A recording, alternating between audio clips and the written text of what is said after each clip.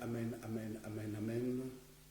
Nous sommes contents de vous savoir nombreux déjà pour notre enseignement qui commence de ce mercredi.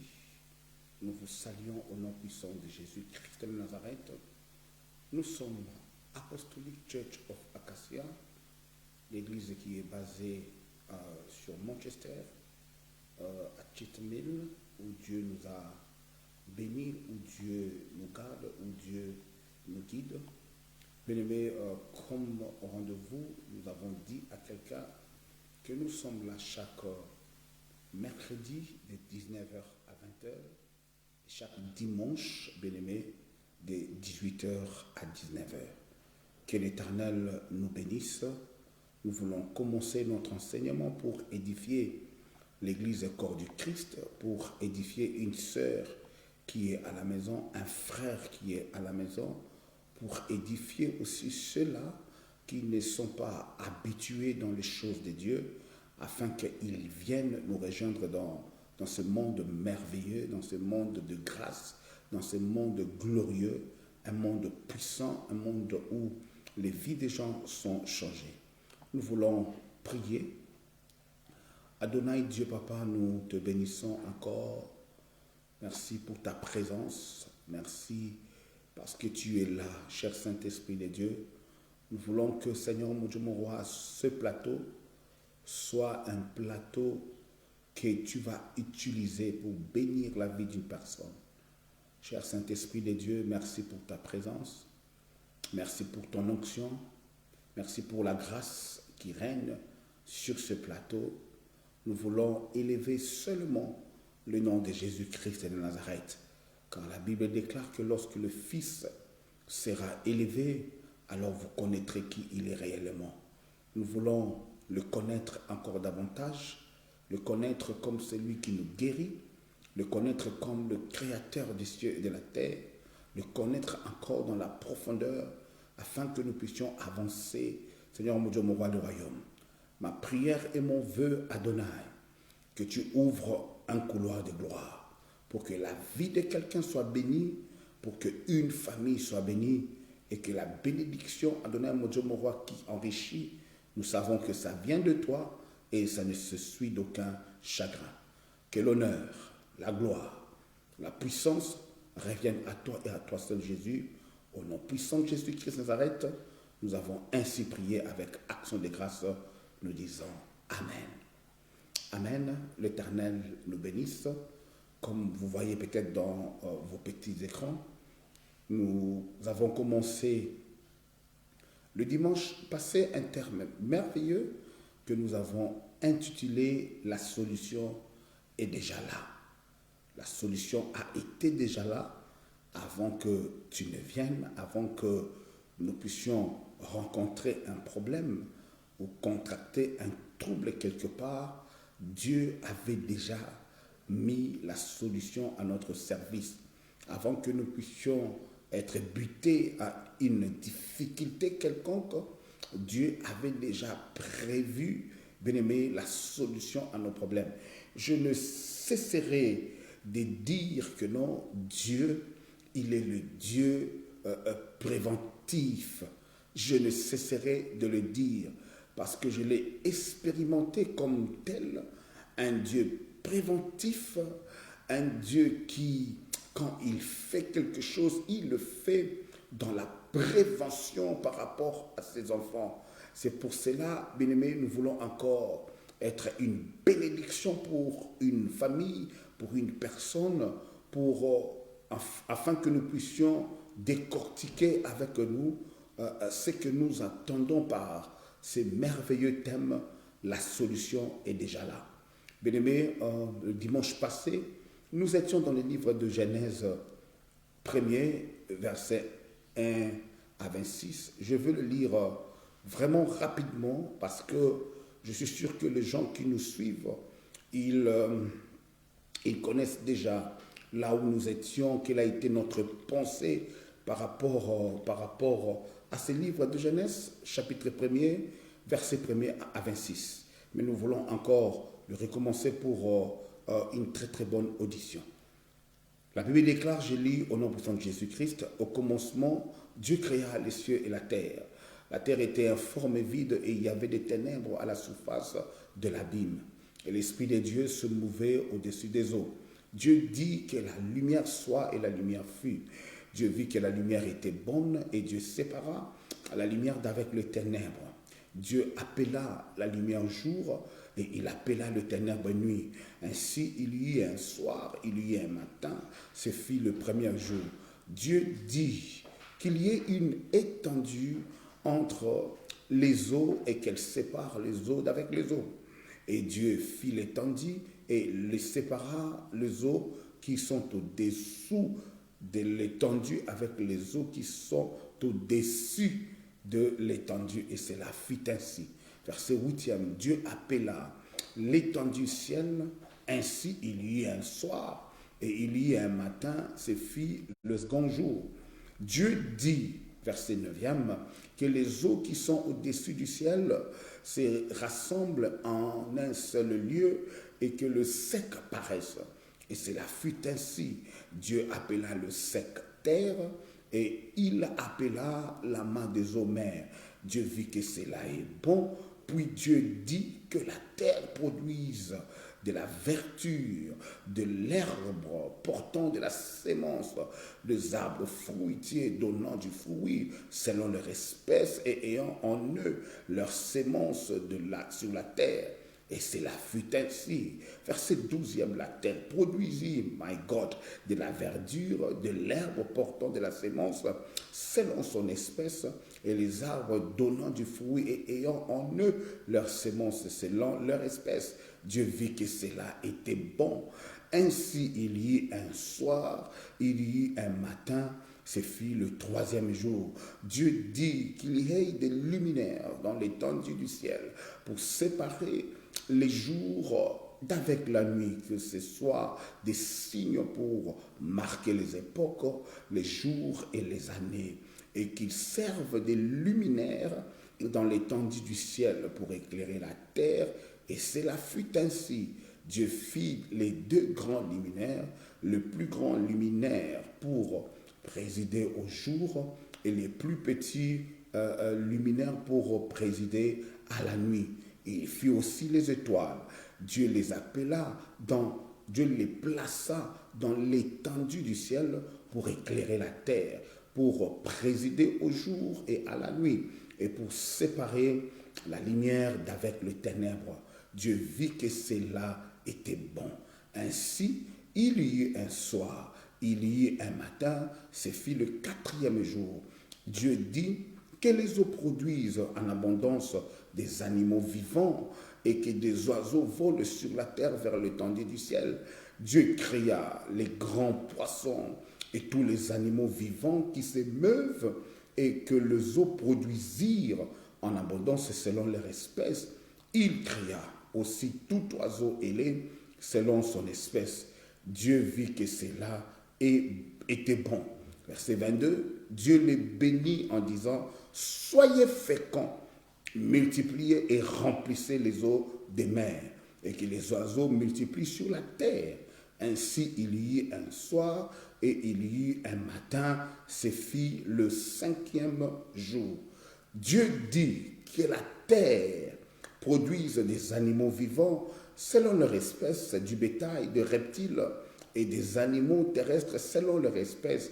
Et cela fut ainsi. Dieu fit les animaux de la terre selon leur espèce, le bétail selon son espèce, et tous les reptiles de la terre selon leur espèce. Dieu vit que cela était bon. Verset 26e, notre dernier verset. Puis Dieu dit, faisons l'homme à notre image, selon notre ressemblance, et qu'il domine sur les poissons de la mer, sur les oiseaux du ciel, sur les bétails, sur toute la terre et sur tous les reptiles qui rampent sur la terre. Amen. Bien-aimés, nous voulons vraiment bénir cette belle parole du commencement de la Bible Genèse 1er, ça nous retrace l'histoire de la création. Cher Saint-Esprit, je t'invite, donne-moi vraiment une autre révélation par rapport à ces choses que nous voulons expliquer à une personne. Je disais tout à l'heure que non, Genèse 1er retrace l'histoire de la création. Je n'aimerais pas m'attarder à ce que je dis la semaine passée, le dimanche, mais pour un simple rappel, je voulais dire à une personne que Dieu a créé les choses d'une manière chronométrée, d'une manière équilibrée et d'une manière que non, ça soit la provision pour chacun d'eux. Je répète, Dieu, dans la création, il a fait des choses d'une manière chronométrée, d'une manière que ça soit la provision pour chacun d'eux. Il a chronométré les choses, il les a fait systématiquement et il les a fait pour une raison valable. J'explique à une personne que quand Dieu a créé ce que je voulais dire dans mon pensée, et que Dieu n'a pas fait les choses à pêle-mêle. Non. Dieu a fait des choses d'une manière équilibrée, d'une manière chronométrée, d'une manière systématique, d'une manière de la provision. C'est là qu'il fait montrer d'abord sa qualité de Yahweh Jireh, de Yahweh Jireh. Pourquoi je dis ça? Parce que bon nombre de gens penseront que non, Dieu est devenu Jéhovah ou alors Yahweh Jireh lorsque Abraham a dit sur la montagne de Morija qu'il est le Dieu qui pourvoit. Non, bien-aimé, loin de là. Dieu a été toujours, depuis l'éternité passée, Jéhovah Jireh. C'est nous, en fait, hommes que nous sommes, qui découvrons les qualités de Dieu progressivement alors que nous marchons avec lui. Donnez-moi un bon amen. Vous allez voir et vous allez remarquer ici précisément, il y a une façon particulière de Dieu de faire les choses. Ce que nous avons dit le dimanche passé est que Dieu a d'abord créé, ça c'est l'idée générale que je donne, Dieu a d'abord créé le contenant avant de créer, après il a créé le contenu. C'est-à-dire si j'ai une bouteille qui contient l'eau, Dieu en faisant ces choses, il a d'abord créé la bouteille pour que la bouteille soit prête à recevoir l'eau. C'est en fait l'explication la plus facile par rapport à la création. C'est pour cela que nous allons voir que non, le premier jour, avant même qu'il commence à créer, le premier jour, vous allez voir avec moi qu'il y avait déjà, alléluia, qu'il y avait déjà le ciel et la terre. Et après, bien aimé, le ciel, vous allez voir que notre Dieu a commencé maintenant à créer les luminaires. Alléluia. Parce que je me suis posé une question, si Dieu avait créé les luminaires, c'est-à-dire le soleil, les étoiles, les astres et tout ce que nous connaissons comme les luminaires, et que Dieu créa le ciel après, mais il y aura un problème sérieux. C'est ainsi que tellement qu'il fait des choses d'une manière ordonnée, Dieu a d'abord pris soin de créer le ciel et après il va créer les luminaires qu'il placera alors dans le ciel. Est-ce que jusque-là, je crois que nous comprenons.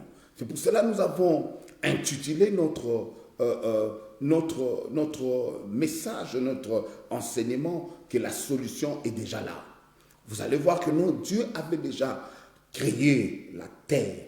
La terre existait déjà, la terre était déjà là et Dieu a pris soin, alléluia, il a pris soin maintenant de commencer à créer les arbres, tout ce que nous connaissons comme arbres fruitiers, arbres non fruitiers, des petites plantes, de fleurs, de telle manière que s'il avait créé d'abord les arbres et les arbres fruités et tout cet espace vert, s'il avait créé ça avant la terre, alors les arbres auront un problème pour faire enfoncer leurs racines. Et ce n'est qu'après, là je pars vraiment rapidement parce que nous devrions finir cet enseignement aujourd'hui, ce n'est qu'après que non, Dieu regarde maintenant, il crée l'eau. L'eau était déjà là dès le début, car la Bible déclare que non, l'Esprit de Dieu mouvait sur les eaux quand les ténèbres couvraient toute la terre. Alors, avec l'eau, bien-aimé, Dieu ne se précipite pas parce qu'il sait déjà que l'eau est là. C'est alors qu'il crée le poisson, les animaux marins, tous ces gros poissons, tous ces petits poissons, tous ces poissons que nous consommons. Dieu a d'abord créé l'eau, il a mis l'eau en place, alléluia, et après il a commencé à ordonner pour que l'eau maintenant puisse regorger les espèces de poissons tels que nous les connaissons aujourd'hui. Donc un Dieu vraiment pensant, un Dieu qui fait des choses selon un équilibre donné, un Dieu qui sait comment balancer des choses, un Dieu qui crée d'abord le contenu avant le contenant, avant de créer le contenu. C'est pour cela que nous voulons dire à une personne que la solution est déjà là. Dieu a déjà préparé la solution pour toi. Alors, après avoir créé toutes ces choses qui se meuvent sur la terre, Dieu a calculé maintenant, ok, les herbes sont là, l'eau est là, alléluia, la terre est là, le soleil est là, la lune est là, les luminaires sont là maintenant. Qu'est-ce que je fais? Dieu commence à créer maintenant des créatures qui respirent avec l'air libre. C'est ainsi qu'il commença à créer des animaux, les insectes et les animaux, tous ceux que nous connaissons, le lion, le léopard, l'antilope, les éléphants. Pourquoi? Parce que Dieu étant le Jéhovah Jireh, le pourvoyeur, avait déjà pourvu de quoi à manger pour ces animaux, de telle manière que lorsqu'ils viennent à l'existence, qu'ils ne manquent pas de quoi manger. C'est ainsi que non, le fond, par exemple, a été créé avant le bouc. Bien-aimé, par exemple, le matembele a été créé avant, bien-aimé, l'éléphant. Pourquoi? Lorsque ces animaux vont venir à l'existence, pour qu'ils trouvent déjà quelque chose à manger. Si Dieu peut faire comme ça pour les animaux, combien à plus forte raison qu'il peut faire quelque chose pour l'homme? C'est ainsi qu'il les réserve maintenant. Alléluia. Le 6e jour pour créer l'homme. Et lorsqu'il crée l'homme, l'homme trouve déjà toute sa provision pour lui permettre de vivre une vie aisée sur la terre. C'est-à-dire quand l'homme avait besoin de fabriquer une maison, les bambous étaient là. Quand l'homme avait besoin de manger, le poisson était là, l'herbe était là. Quand l'homme avait besoin de respirer, l'oxygène était là, le carbone était là. Quand l'homme avait besoin de se couvrir, les animaux étaient là, il pouvait les tuer et mettre la peau de bête. Quand l'homme avait besoin de coucher, de dormir, d'un lit, les herbes étaient là, les palmiers étaient là, il pouvait crier, alléluia, parce que Dieu a tout fait pour que l'homme, quand il vient, quand il commence à vivre sur la terre, que l'homme vive aisément, que l'homme vive en ayant tout ce dont il a besoin. Est-ce que tu vois ces choses? C'est pour cela que je ne m'inquiète pas par rapport à ces dieux. Lorsque je vois la manière de faire des dieux, je me dis alors que non, la solution est déjà là. Quand l'homme était malade, or la médecine à cette époque-là dépendait souvent des herbes, les herbes étaient là. Quand l'homme avait besoin des problèmes de constipation, par exemple, les fruits étaient là. Alléluia. Donc il crée l'homme en dernier pour que l'homme puisse jouir, alléluia, de tout ce qu'il a créé pendant les 5 premiers jours. C'est pour cela que je suis arrivé à la conclusion pour dire que non, les choses que Dieu a créées le premier jour est une provision pour ce qu'il a créé le deuxième jour. Les choses qu'il a créées le deuxième jour est une provision pour ce qu'il a créé le troisième jour, et ainsi de suite. Et les choses qu'il a créées le premier jour, deuxième, troisième, quatrième, cinquième jour sont une provision pour l'homme qu'il a créé le sixième jour. Alors, partant de cela, nous avons dit que nous allons faire un tour dans la Bible pour voir, pour donner des exemples, là où les gens de la Bible, ou alors le personnage biblique, ont trouvé des problèmes dans leur vie, et que ceux qui ne savaient pas, que la solution était toujours à leur côté. La solution était là, mais leurs yeux étaient encore bandés. Il aurait fallu à ces personnages-là de prier à Dieu, d'implorer Dieu, merci Maman Jennifer, d'implorer Dieu pour que la solution puisse leur être accordée. Maman Gracia, je vous salue, Maman Gracia Ngongo, que l'Éternel vous bénisse. Papa Adolphe Kako, je dis, oh là là, que l'Éternel vous bénisse abondamment. Bien aimé, je suis venu à dire à une personne que la solution est déjà là. Ne t'inquiète pas, bien aimé, par rapport à ta situation. Ne t'inquiète pas, bien aimé, par rapport à ce que tu es en train de vivre maintenant. Dieu, il est le Dieu de la solution. Dieu, il met déjà la solution en place pour toi. Tout ce que nous vivons, même aujourd'hui, bien aimé, j'aimerais encourager une personne que la solution est déjà là. Amen, amen, amen. La solution est déjà là. Par rapport à ta maladie, la solution, la guérison est là. Par rapport à l'esprit de célibat, bien aimé, le mariage est là. Merci Maman Anto. Par rapport à tout ce que tu es en train de vivre, bien aimé, la solution a été déjà là. Bien aimé, il y a des choses qui nous arrivent ici sur Terre. Bien aimé, nous ne partons pas dans la planète Mars pour trouver des solutions. Non, il y a des choses qui persistent sur la planète Terre. Nous n'allons pas à Jupiter pour trouver des solutions. Dieu a créé une terre complète, bien aimé, de telle manière que l'homme puisse jouir de cela et que la solution soit à sa portée. C'est là maintenant que nous avons commencé, alléluia, merci Dirkab, c'est là que nous avons commencé à donner des exemples par rapport aux vies de personnages bibliques. Et nous avons commencé par Agar. Vous connaissez l'histoire d'Agar dans le livre de Genèse 16, 1 à 10 et Genèse 21, 14 à 19. Nous avons été éloquents par rapport à la vie d'Agar. Là, beaucoup de personnes, bien aimées, négligent Agar. Mais vous savez, Agar, c'est le type de personne qu'on utilise lorsqu'on a besoin d'elle, et lorsqu'on a fini, lorsqu'on l'a sucé, lorsqu'on a tout fini, c'est aussi le genre de personnes qu'on jette directement. Alléluia. Vous savez l'histoire d'Agar, bien aimé, avec le patriarche Abraham. Saraï ne mettait pas au monde. Saraï avait peur parce que la ménopause était là et puis la promesse de Dieu tardait. C'est alors que Saraï va proposer Agar à Abraham afin que, Abraham puisse passer à la couche avec Agar pour avoir un enfant. C'est-à-dire quoi? Agar enceinte maintenant, Saraï commence à dire que non, Agar me regarde avec dédain. Et il a parlé de ça à Abraham, mais j'ai fait remarquer une chose, que Agar a été mise en... C'était comme un papier, c'était comme quelque chose qu'on devait utiliser lorsqu'on a besoin de toi, était jeté par après. Vous allez remarquer que non, tant qu'elle était encore enceinte, on ne l'a pas chassée.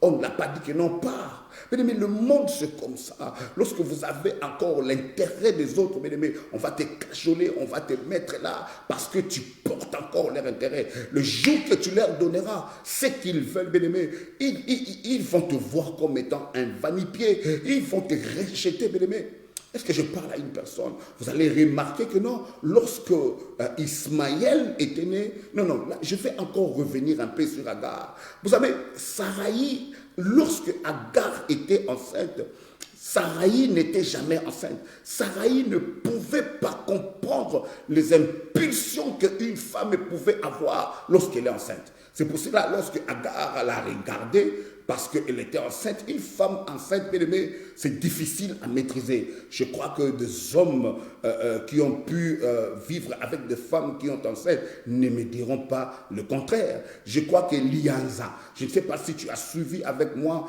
le théâtre Lianza, où cette femme-là qui était enceinte pouvait demander à son mari d'aller chercher les safous, même en plein minuit. Cet homme-là a été tué à cause des caprices, oh alléluia, à cause des caprices de la femme lorsqu'elle était enceinte.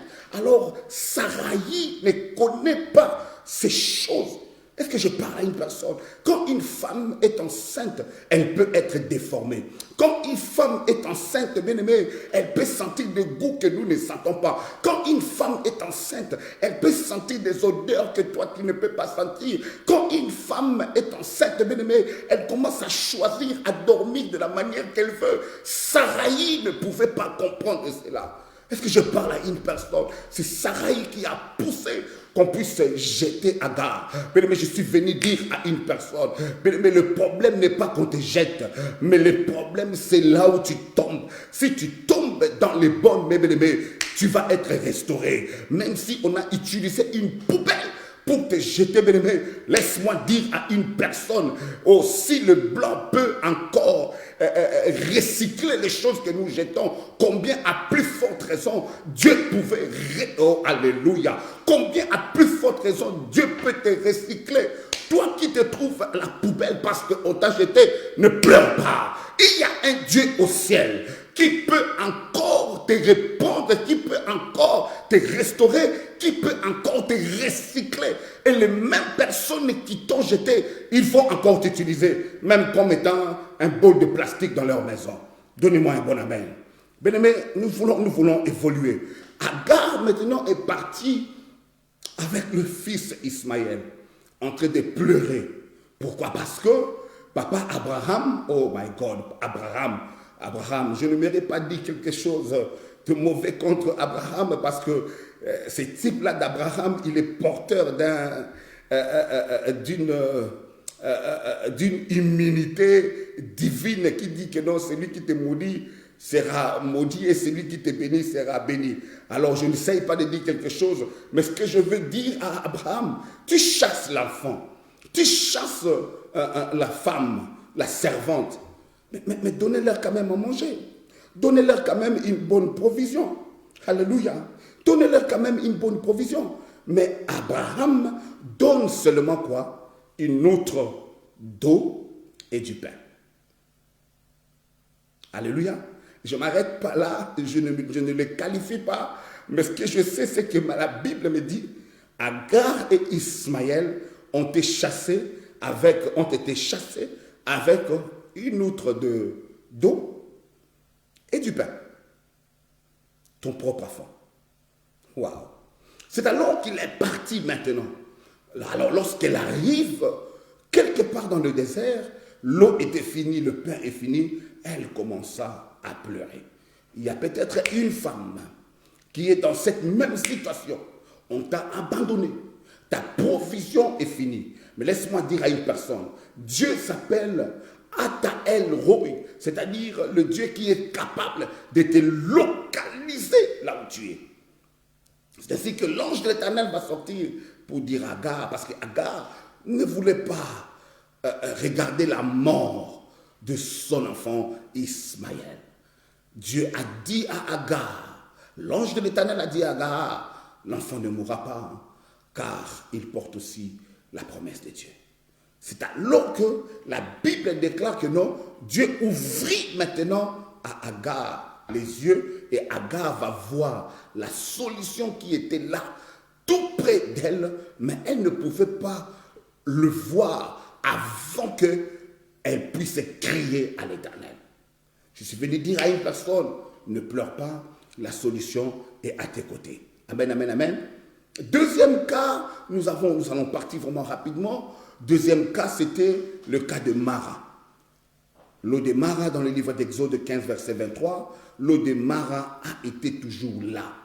L'eau de Mara a été toujours là. Cette eau-là était une eau amère. Les Israélites quittent Égypte, ils marchent pendant 3 jours et ils commencent à réclamer l'eau.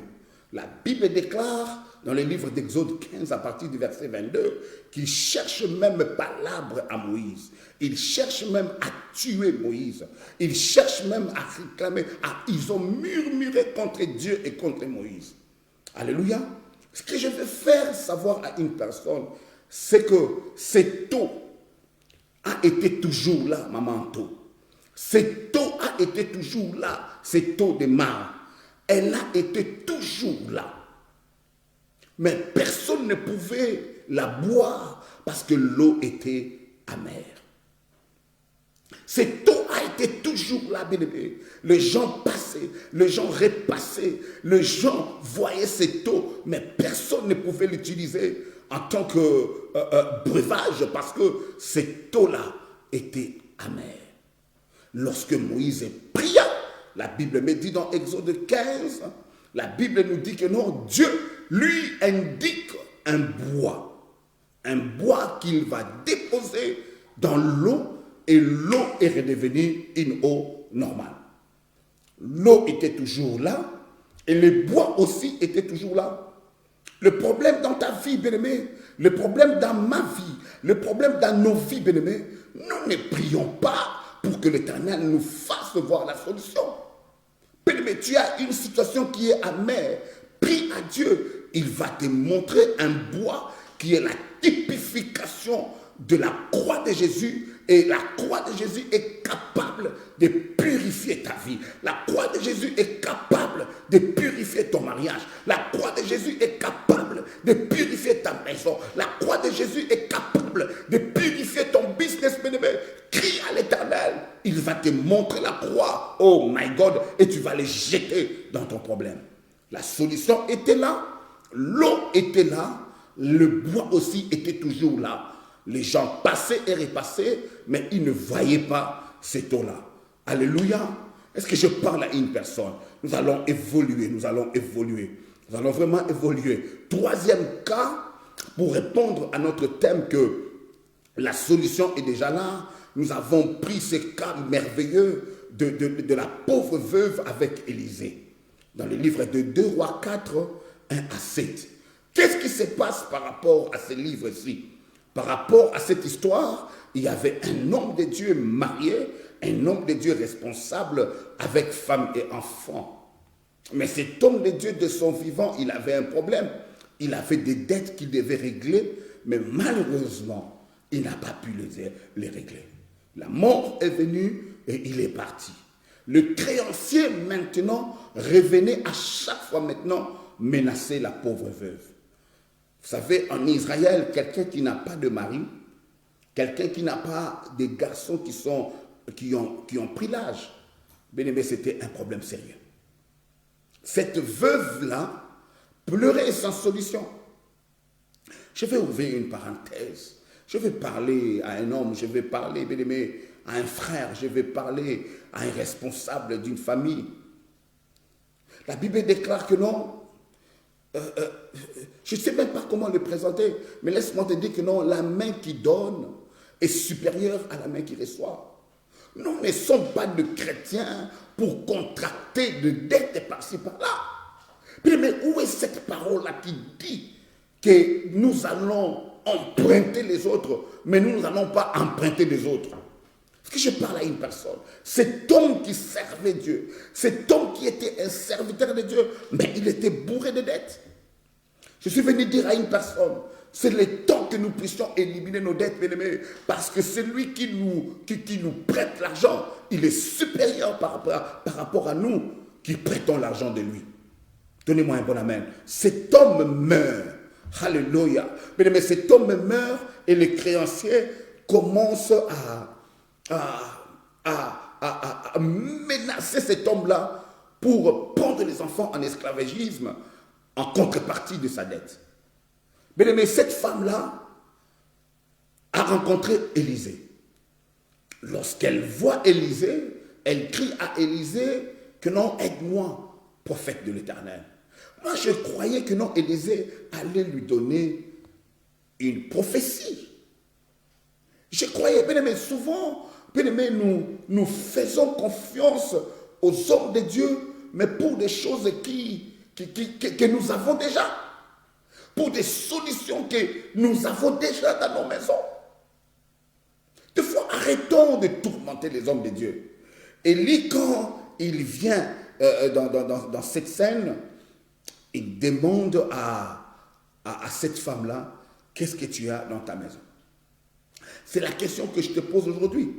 Qu'est-ce que tu as dans ta maison? Qu'est-ce que tu as que tu peux utiliser? Peut-être que c'est le talent que tu as qui va te faire connaître dans le monde entier.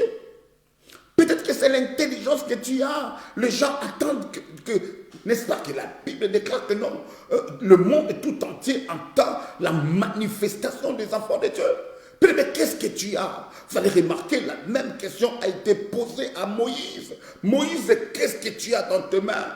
Mais Dieu ne cherche pas de millions. Mais ma Bible me dit que non, il prend des choses faibles pour construire des choses fortes. La Bible, moi, me dit que non, de la poussière, il peut relever quelqu'un. La Bible, moi, pour créer l'homme, il pouvait prendre le diamant. Mais il a pris l'argile, quelque chose que les gens piétinent là-dessus. Mais ce que tu as dans ta maison, tu crois peut-être qu'il n'y a pas d'importance, mais Dieu veut l'utiliser. C'est alors que non, cette femme-là va dire à l'homme de Dieu Élisée que je n'ai qu'une fiole d'huile à la maison.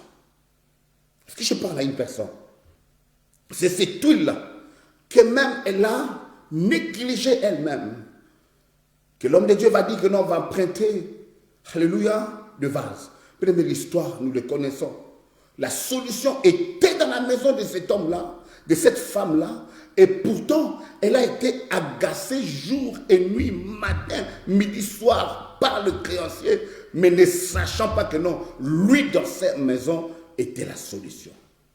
Mais nous avons besoin que l'Éternel puisse nous ouvrir les yeux.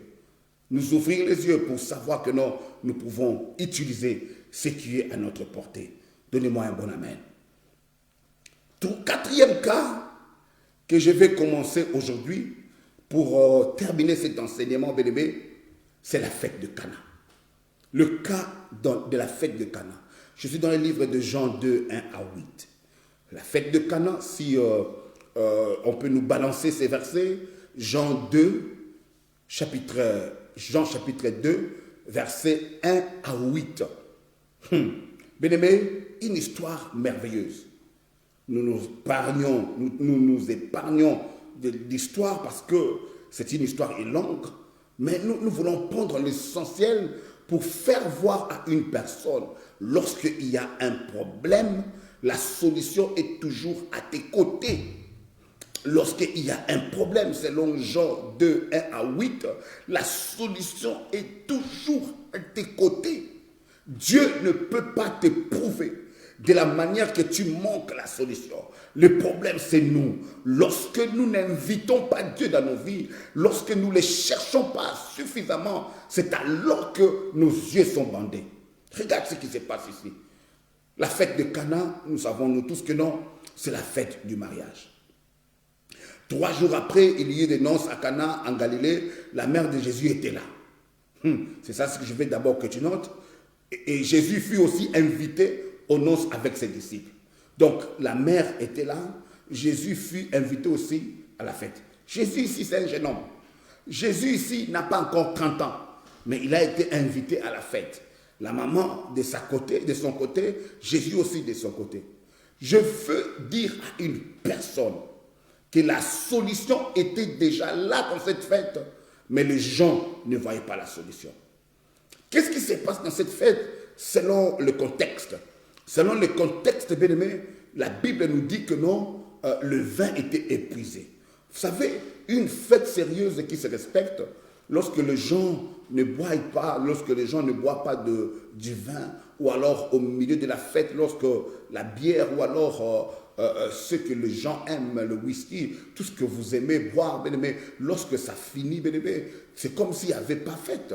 lorsque la tête n'a pas encore tourné, lorsque la tête n'a pas encore tourné par le fait de l'alcool, beaucoup de gens ils disent que non, c'était pas une très bonne fête.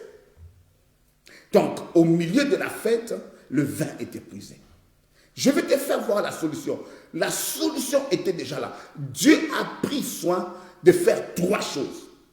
La première des choses, Dieu a fait que Jésus-Christ soit dans cette fête-là. Ça, c'était déjà une solution. Et pourtant, les organisateurs de la fête ne savaient pas que non, l'homme providentiel allait être d'une importance capitale pour eux. Ils les ont invités normal parce que là, il n'a pas encore commencé son ministère terrestre. Alléluia. Dieu a fait que la première des choses que Jésus soit là. Parce que Dieu savait que ces gens-là seront butés à un problème et Jésus-Christ sera la solution. Deuxième des choses, Dieu a fait que les vases qu'on utilisait pour faire l'ablution, mais soient là. La Bible déclare de 6 jarres. Lorsque nous allons le voir dans ce texte de Jean 2, 1 à 8, vous allez voir que non, quand le vin a manqué, alors la Bible déclare que non, il y avait dans le verset 6e, il y avait là 6 vases de pierre destinés aux purifications des Juifs et contenant chacun 2 ou 3 mesures. C'est-à-dire quoi? C'est-à-dire ces jarres, ces vases qu'on utilisait pour l'ablution n'étaient pas dans la fête. On les place toujours en dehors de la maison. De telle manière que celui qui veut entrer dans la maison puisse se laver la tête, puisse se laver derrière les oreilles, puisse se laver les mains, puisse se laver les pieds. C'est ça ce qu'on appelle en fait l'ablution. C'est-à-dire qu'ils font un signe de purification. Et pourtant ces vases-là, ce sont des vases négligés. Ça n'entre même pas dans la fête. Mais Dieu a fait que... Non, je me demande, à cette époque-là, pourquoi ils n'ont pas loué une salle de fête? Alléluia.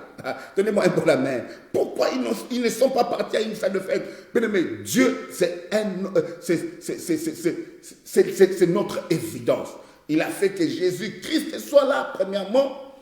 Deuxièmement, ces jarres qui étaient là, et vous allez remarquer que non, ces vases-là, ils étaient vides. Et la troisième des choses, il a fait que leur régie des eaux chez vous, là, puisse donner de l'eau. Donc, 3 choses qu'il a arrangées dans sa préséance. D'abord, Jésus-Christ de Nazareth. Alléluia. Le vase qui était vide, ce vase qui servait à l'ablution. Et troisième des choses, leur régie des eaux avait aussi de l'eau.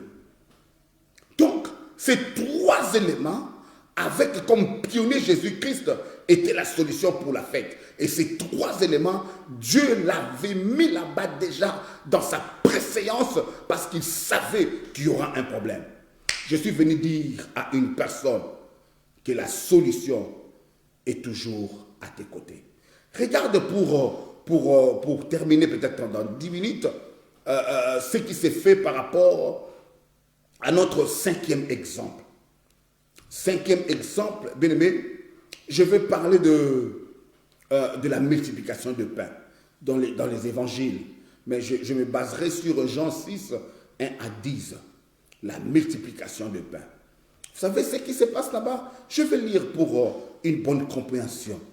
Jean 6, 1 à 10. La Bible déclare, je lis au nom de Jésus. Après cela, Jésus s'en alla de l'autre côté de la mer de Galilée, de Tibériade. Une grande foule le suivait parce qu'elle voyait les miracles qu'il opérait sur les malades. Jésus monta sur la montagne et là il s'assit avec ses disciples. Or la Pâque était proche, la fête des Juifs. Ayant levé les yeux et voyant qu'une grande foule venait à lui, Jésus dit à Philippe, « Où achèterons-nous des pains pour que ces gens aient à manger ?»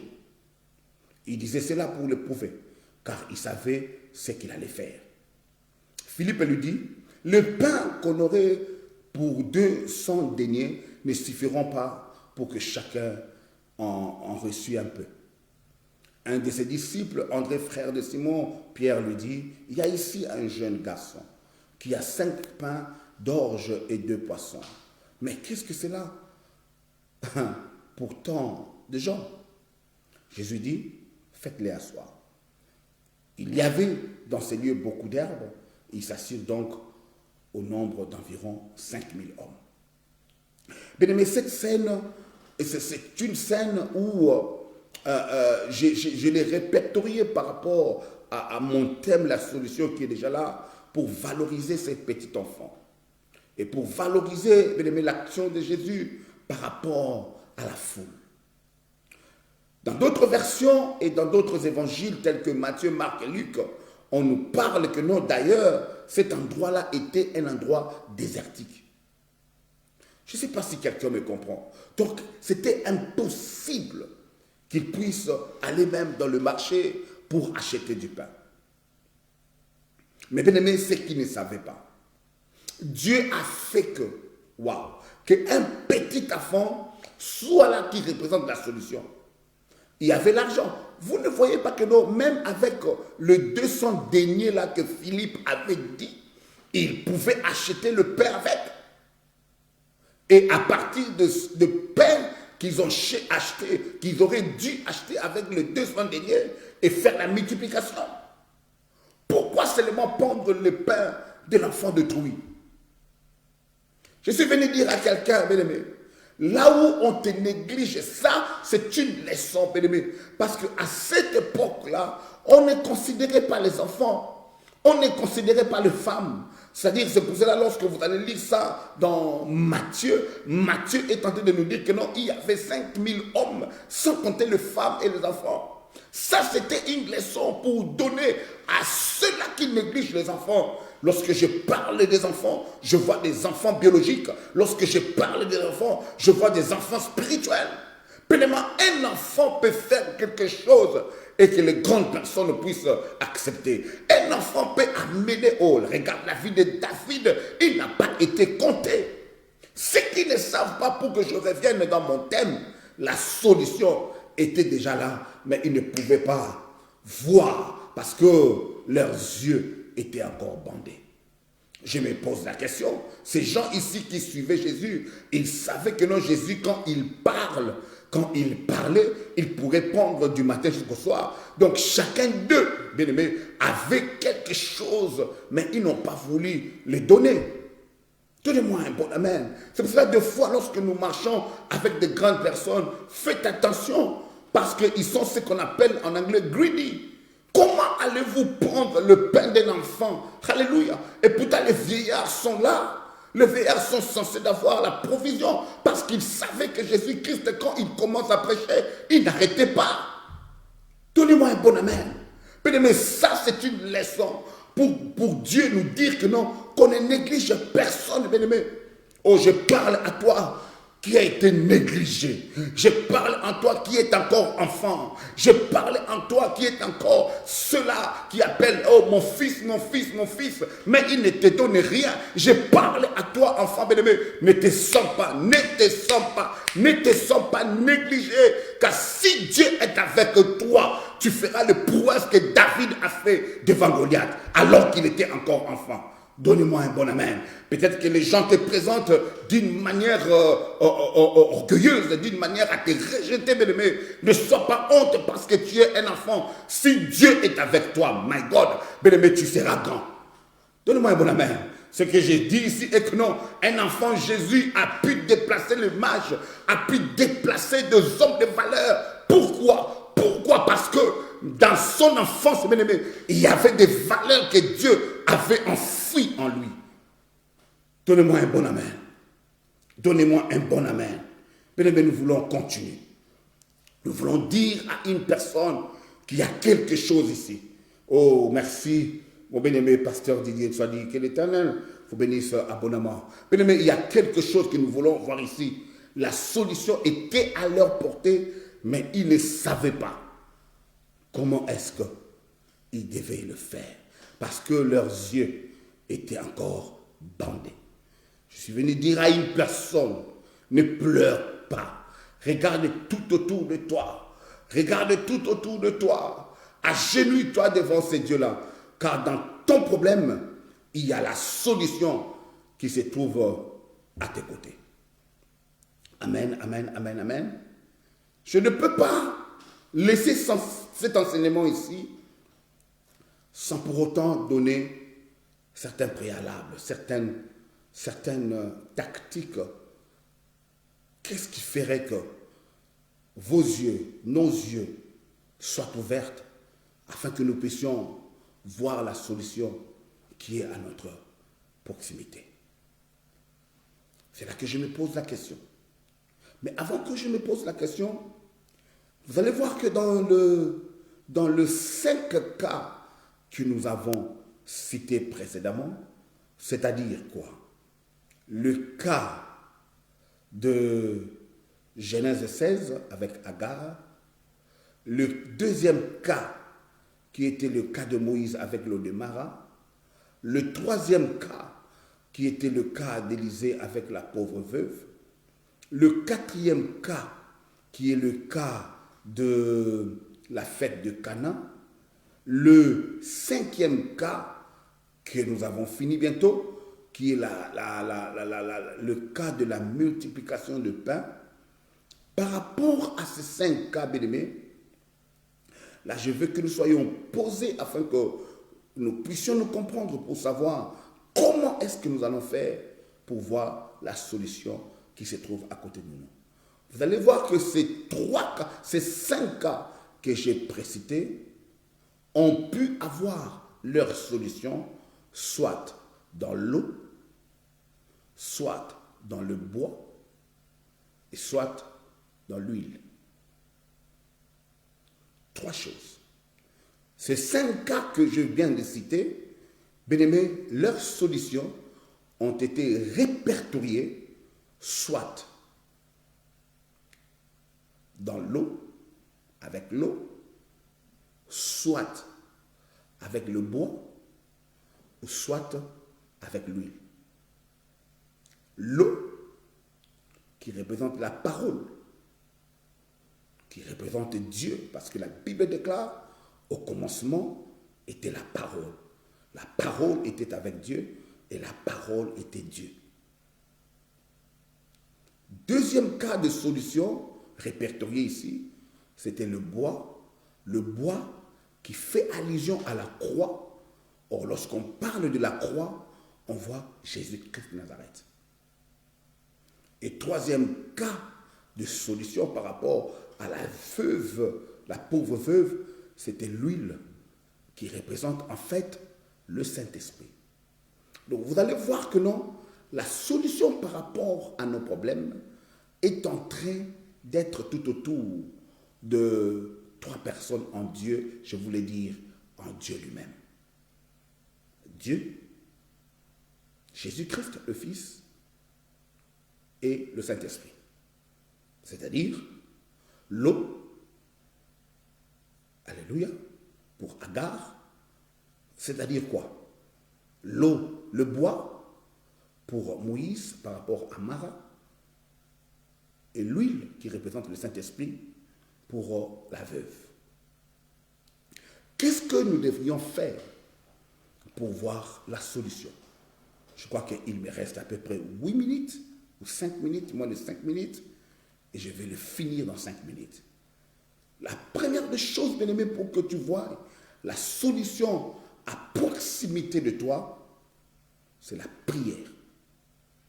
La prière, bien aimé, est une arme qui a la capacité de t'ouvrir les yeux pour voir la solution.